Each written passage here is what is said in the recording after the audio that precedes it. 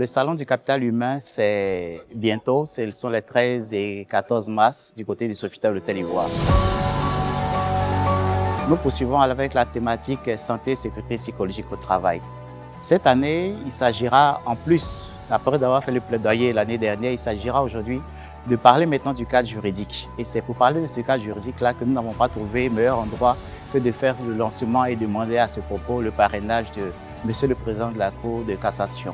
Alors nous parlerons d'harcèlement moral et sexuel au travail. Nous parlerons surtout des bases de données. Parce que pour que la santé mentale soit prise en compte, il faut qu'on sache qu'il y a vraiment des maladies. Or, il y a beaucoup de silence autour de cette histoire-là et les gens ne parlent pas beaucoup. Alors, nous allons voir un peu comment protéger ces bases de données et comment surtout mettre ces bases de données à la disposition des décideurs, notamment les caisses de prévoyance, pour que la santé mentale, le stress, la fatigue, le burn-out, les harcèlements et tout cela soient pris comme des pathologies au même titre que le diabète, le paludisme et tout ça. Et donc, c'est ce nouveau plaidoyer que nous allons faire les 13 et 14 mars prochains. Je voudrais vous exprimer toute la gratitude de la Cour pour votre présence parmi nous.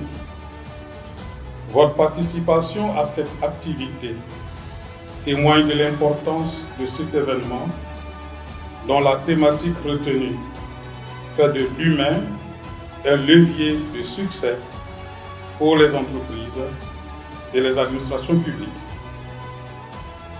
Madame la Présidente de l'agence ISICA, la tenue des présentes assises est le fruit de votre ténacité, de votre détermination pour la promotion du bien-être en milieu professionnel et de la sécurité psychologique des travailleurs. La Cour vous sait gré de la pertinence sociale de votre action et vous remercie de l'avoir associé à cette cérémonie. Vous nous avez accompagnés dans cette aventure humaine en 2024, lorsque nous étions à nos balbutiements pour la première édition du SACH. L'envie de réussir une cause commune, un challenge personnel qui se transforme en un challenge national, celui de donner la main à tous nos frères et sœurs, affaiblis et restés sur le chemin de la maladie psychique. Aujourd'hui, l'honneur nous est fait de nous retrouver en ce lieu emblématique de la Cour de cassation, grâce à la vision humaniste du président de cette illustre institution, M. Louis Kofi, qui a favorablement accueilli le SACH et a accepté d'être le parrain de cette édition 2025.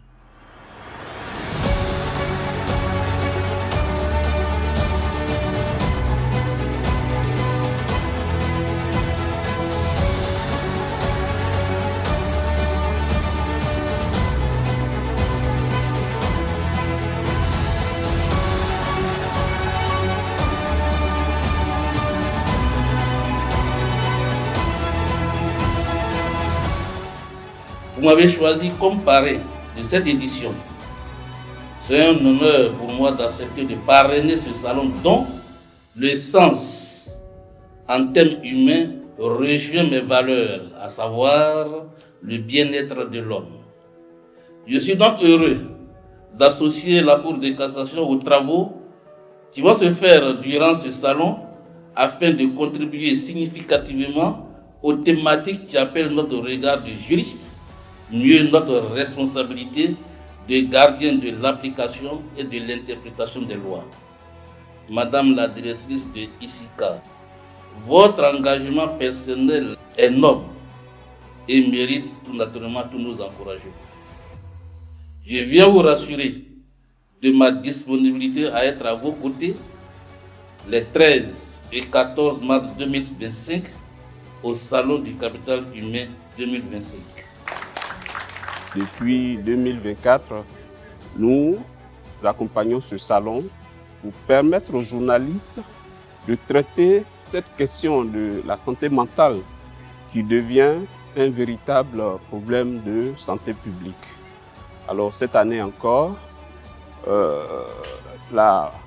l'organisation ISICA nous a fait confiance pour les accompagner et nous sommes heureux d'être sur ce salon.